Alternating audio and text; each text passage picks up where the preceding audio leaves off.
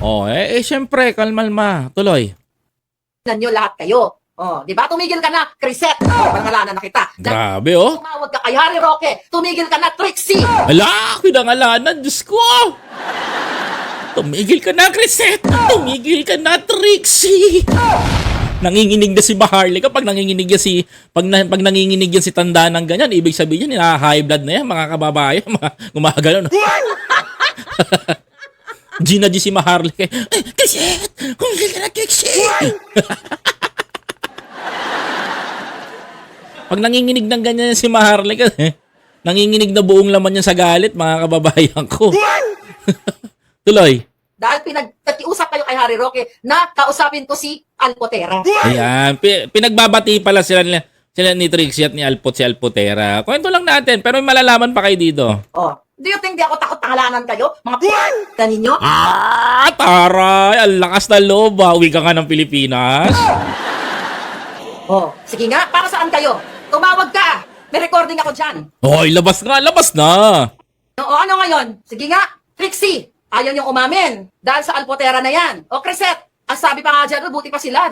Sabi pa, ayon sa ating informante dyan, di ba? Yung informante sinasabi niya dito, mga kababayan ko, so, yun yung bodyguard ni dating Pangulong Duterte. Na nandoon sa yung dating yung bodyguard ni Pangulong Duterte na nung kasama niya nung sa loob ng Maharlika Hall, yung pumanik doon sa yung naiwan. Siya yun, mga kababayan ko. Buti pa kayo kumikita. Ano ba? O para ba kayo tagyari? Ayan ngayon, si Alpotera, pinakita ang private part ni Pangulong Duterte. Ayun! Nako! Gusto nyo ba makita, mga kababayan ko? Oh, eto na.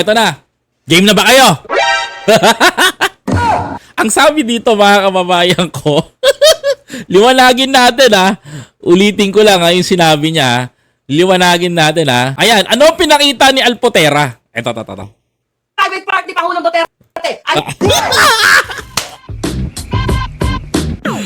Pinakita yung private part ni Pangulong Duterte, dating Pangulong Duterte. Ang tanong, paano nakuwanan ni Alpotera yung maselang bahagi ni Digong?